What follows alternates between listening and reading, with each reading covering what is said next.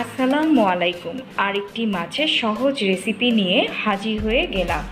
আজকে বেলে মাছ আর পিপল পাতা দিয়ে চচ্চড়ি করব। খুব সহজ এই রান্নাটা। চলুন তাহলে কথা না বাড়িয়ে রান্নায় চলে যাই।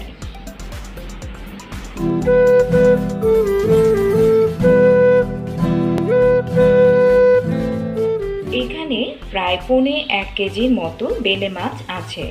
এই মাছটাকে অনেক জায়গায় বাইলা মাছ বলেও চিনে। এই মাছগুলো আমি ভালোভাবে কেটে তারপর লবণ মাখিয়ে রেখে দিয়েছিলাম আধা ঘন্টার জন্য।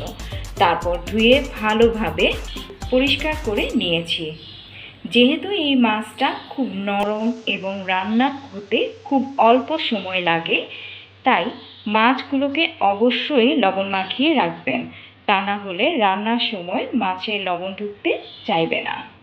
আজকের রান্নায় আমি একটি সবজি ব্যবহার করব, আর তা হচ্ছে পিপল পাতা।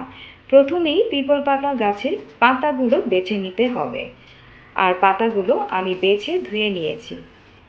আগেই বলছি, এই পিপল পাতাগুলো সবচেয়ে বেশি পাওয়া যায় গ্রামগঞ্জে। এবারে রান্নার জন্য একটি প্যানে পরিমাণ মতো তেল দিয়ে দিচ্ছি।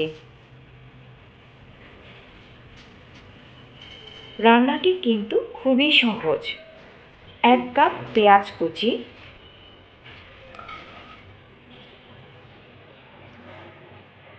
2 টেবিল চামচ ধনিয়ার গুঁড়া, 1 চামচ মরিচ গুঁড়া, 1 চামচ হলুদ গুঁড়া, আধা চামচ জিরার গুঁড়া, পরিমাণ মতো লবণ দিয়ে মশলাটাকে ভালো করে মাখিয়ে নিতে হবে।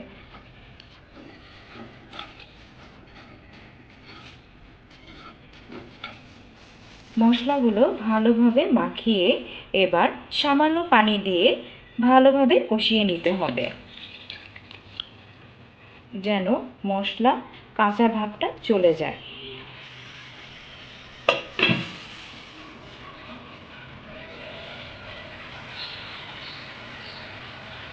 মশলা কষানো হয়ে গেলে এবার মাছগুলো দিয়ে দিচ্ছি।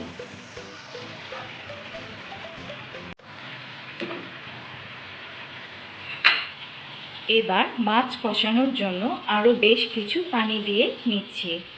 চুলার আঁচ মিডিয়ামে রেখে প্রায় 2 মিনিটের মতো মাছগুলো কষিয়ে নিচ্ছি। বেলে মাছ কিন্তু যথেষ্ট নরম মাছ। বেশি বড় সাইজের মাছ হলে আপনারা 2 টুকরো করে নেবেন, তাতে করে মাছগুলো ভাঙার সুযোগটা কম থাকবে। আমি আমার মাছগুলো 2 টুকরো করে নিয়েছি। আমার মাছের সাইজ বেশ বড় ছিল। এবার দিয়ে দিচ্ছি পিপল পাতা, ঢাকা দিয়ে দিচ্ছি। মাছগুলো একটু উল্টিয়ে দিবেন। মশলায় ঢেকে রান্না করব পিপল পাতা আর মাছ। পিপল পাতাগুলো নরম হয়ে সিদ্ধ হয়ে আসা পর্যন্ত প্রায় 2-1 মিনিটের মতো সময় লাগবে। 2 মিনিট 2-1 পর পিপল পাতা ও মাছগুলো মাখা মাখা হয়েছে। এখন দিয়ে দিচ্ছি বেশ কিছু কাঁচামরিচ ফ্লেভারের জন্য। রান্না শেষ, এবার খাওয়ার পালা। প্রিয় দর্শক, দেখলেন তো খুব সহজে বেলে মাছ রান্না করে দেখালাম। আমার আজকের রেসিপি কেমন লেগেছে কমেন্টস করে জানাবেন। আপনাদের লাইক এবং কমেন্টস আমাকে অনেক উৎসাহ দেয়। আজকে এখানেই বিদায় নিচ্ছি। ভালো থাকবেন সবাই। আল্লাহ হাফেজ।